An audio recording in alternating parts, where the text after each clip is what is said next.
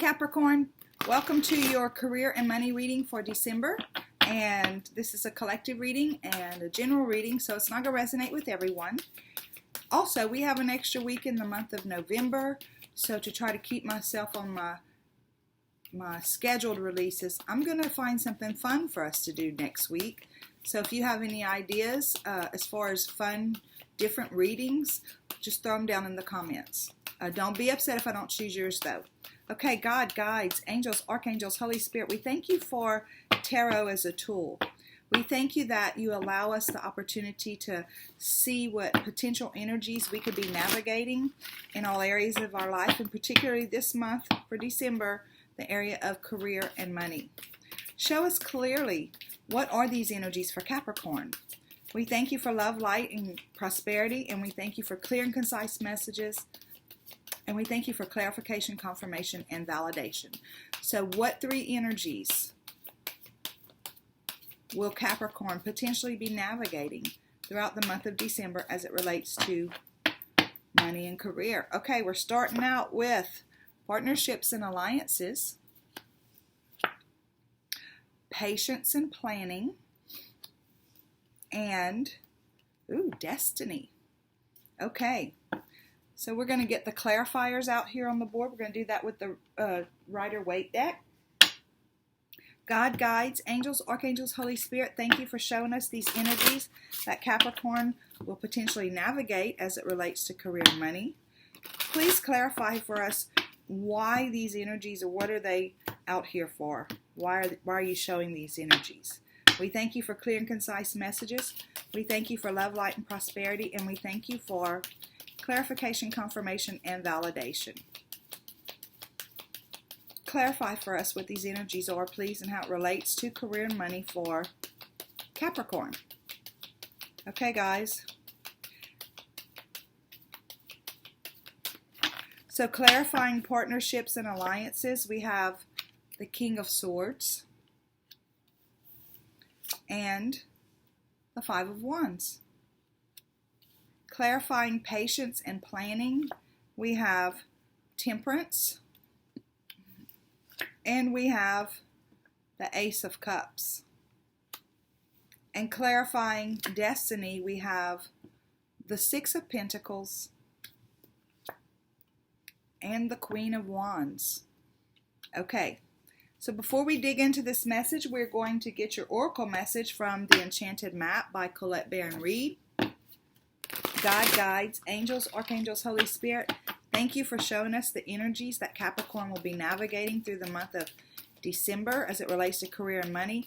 Please show us now the oracle message that goes with this message. We thank you for clear and concise messages, clarification, confirmation, and validation, and as always, love, light, and prosperity. Ooh, heal the ouch. I love this card. Okay.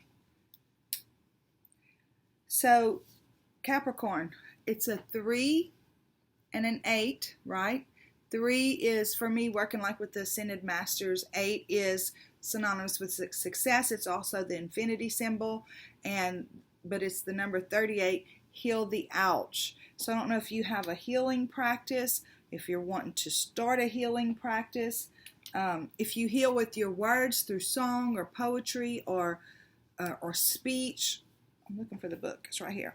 But I'm going to read this for you, and we're going to see exactly what it says as it relates to you and this message. Heal the ouch. Forgiveness is the healer of the soul. This is a time for great soothing of the heart, body, soul, and mind, as this card indicates that healing will be prevalent in your life right now. If you feel drawn to study the healing arts, you'll be successful in developing your natural capacity to restore others to wellness. However, the message may be that you're being called to change your behaviors in order to heal the earth. Perhaps you'll switch to a cruelty-free diet, eating less meat, or perhaps you'll pay more attention to how much water or electricity you use. You're asked to be conscious of your footprint on the sacred earth and all of life, and to commit to the healing path. The Heal the Ouch card may also be an indicator of old wounds and broken bonds being mended. Reconciliations are possible now. Let bygones be bygones. Look, let's let bygones be bygones. So yeah, let's let bygones be bygones. And so it's the message itself, the healing, the oracle message feels like it's more centered to around, you healing parts of your life, but it does not eliminate a healing practice. So I'm looking at this right here. This is partnerships and alliances, right? So with partnerships and alliances, this is the same as the Three of Wands, and that is about like waiting for your ship to come in. It's putting you out of your comfort zone and stuff like that. Whenever I see this card in career and money, I feel like it's about working together with other people. And sometimes, if other people are involved, it's definitely about being in tune with your guides, your angels, your archangels. For me, this the wands. This is not showing as a wand, but it lines up with the wands. The wands are about passionate projects, purposeful projects, creation, inspiration, and communication with spirit. So I feel like they're reminding you that if you're not in partnership with somebody, or if you're not working on a project that you're in partnership with somebody, to remember that they are your partners, right? Spirit is your partner. And so here's the King of Swords. It's being clarified with that. So the King of Swords, he leads his kingdom being detached from his emotions. He's very intellectual. He's fact-based driven. He's going to listen to what others say, but he's not necessarily going to take their advice. If it doesn't line up with his core truth, he's not going to move forward with that partner, which is also why, or that person, which is also why it's important to stay in communication with your soul partners, with your team, because it helps you to be in alignment with what your true nature is, what your true purpose is moving forward. And it's telling you right here that there's going to be a lot of people who have opinions about whatever this is that you're doing. If I feel like it's talking about moving into something different. Now, the whole message, as I look at the whole message on the board, now whether that is about a promotion, whether it's about a creative project that you have going, and again, we can heal the ouch, we can heal the world with our words, whether it's spoken word, whether we sing it out, whether we speak it out, whether we write it down, the written word, or whether it's energy healing of some kind. There's lots of ways to heal the planet, the people, everything. But this looks like it says there's going to be a lot of people who have opinions about what you're doing. So I feel like the main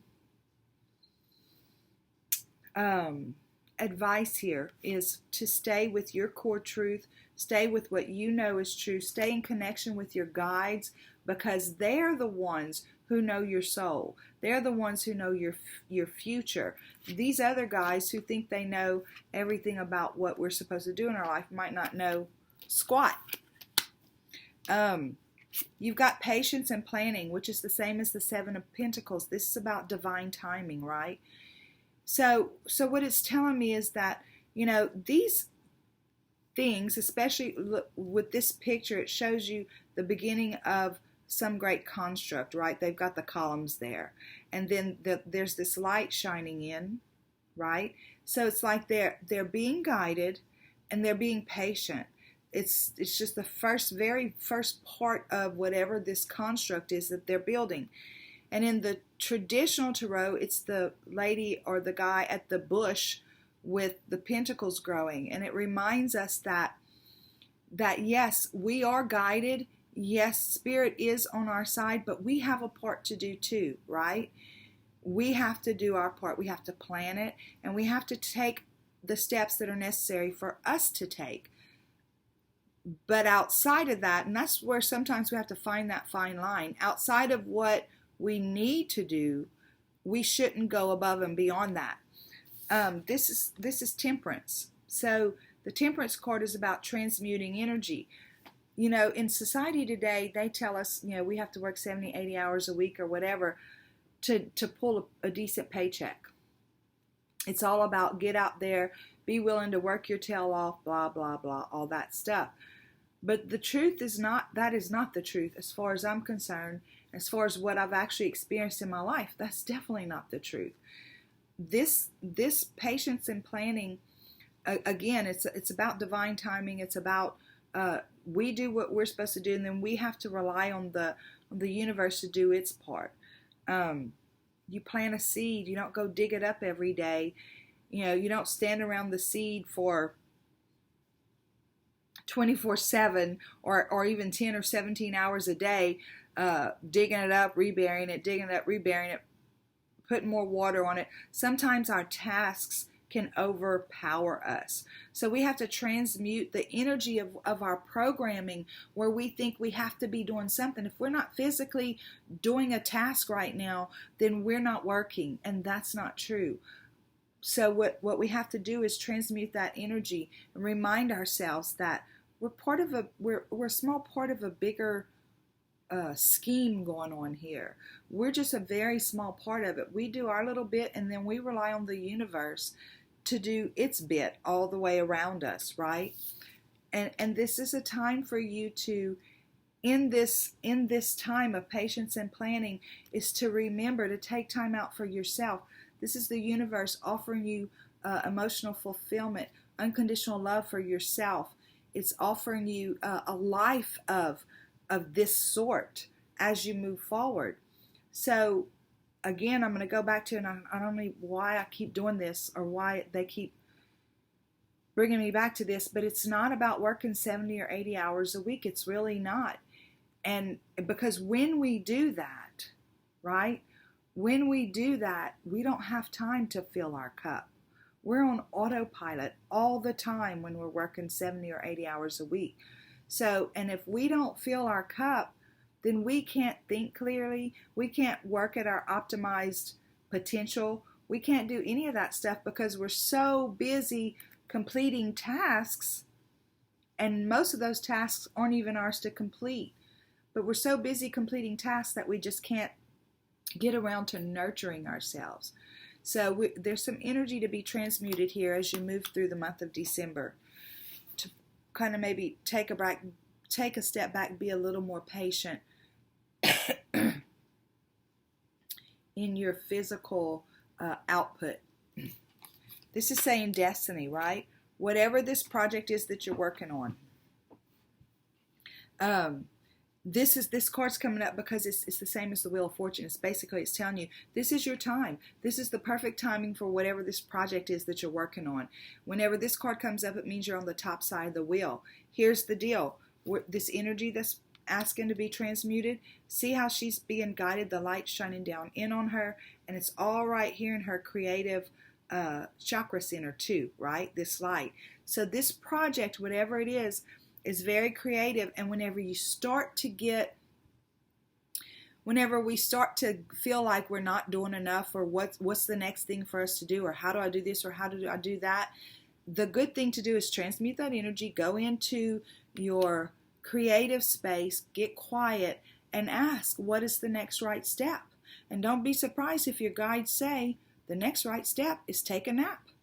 The next right step is go sit in the forest for a little while and look at the trees and listen to the birds. The next right step is go sit on the beach and let your feet sink into the wet sand right at the edge where the water meets the sand, the beach, the ground, and feel the feel of that, and understand the majesty of who I am as the universe, or what I am as the universe. So, because I am bringing you someplace new.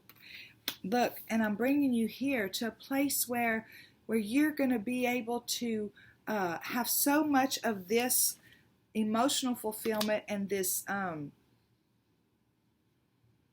unconditional love of yourself, that this is going to spill out onto others, and that because you're coming to this new place, it's like it's going to raise your vibration. You're going to have a whole different set of interactions in your life where there's going to be equal give and take. It's not going to be you working 70 or 80 hours a week and nobody even acknowledging that you've put in so much effort and overtime. No, it's going to be something totally different. People are going to look to you and they're going to say, wow, thank you. Thank you for your time and your energy. Thank you for, and then, like I said, there's going to be equal give and take.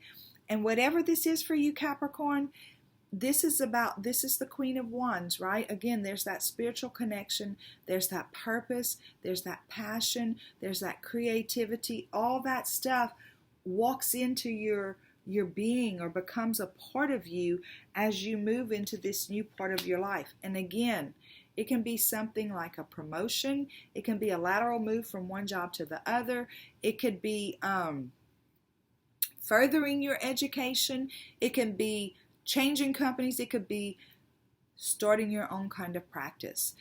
Whatever it is for you, that's what it is. But it's meant at this time, like it's another step that you're here to take at this time. So don't allow yourself to be overwhelmed with what other people think and what other people say. Stay tuned in to your inner guidance and know that that you're on the right path and you're doing the right thing. And this is your time for whatever this is. God, guides, angels, archangels, Holy Spirit, I thank you so much for my Capricorn friends. Please show us the PS that goes along with this reading. Please show us the PS that goes along with this reading. We thank you for clear and concise messages. We thank you for love, light, and prosperity. And we thank you for clarification, confirmation, and validation. Okay, PS. You have 7 of Cups. So, you have a lot of options. We all do. We have a lot of options in our life. What do we choose to focus on? What are we scared to let go of? Are we scared to let go of control? Are we scared to let go of our identity as a hard worker and a team player? What are we scared to let go of? And what do we choose to focus on as we transmute energy and remember to nurture ourselves through the process of anything that we do, because it brings us to a whole different place in our life. So what do we choose to focus on? This is definitely, this right here is about, her ships are coming in and all that stuff. But she's a little bit uncomfortable, right? She's a little bit uncomfortable because she doesn't know what's on the ship. She's a little bit uncomfortable because she's not real sure she is equipped to be on that ship, or those kinds of things. We have to go back to transmuting our energy. We have to go back to remembering to nurture ourselves and know who we are and why we're there. So now we're getting the Fool's Journey. So whatever this is for you, again, it's something new. There's something new coming in for you. And it may not actually be here in December, but the beginnings of it may be offered to you in December, but it may actually be a new step that you're taking in December. Whatever it is, this guy goes in with a pure heart. He knows that whenever he takes that next step, that step's going to be there. He knows that when he reaches his foot out, that the universe puts the step in place for him to step onto solid ground. He's not concerned. He has deep trust and deep belief in his worthiness to walk into this new thing. Okay, Capricorn, that is your career and money reading for December. Thank you so much for stopping in, and until next time, have a super duper day. Bye.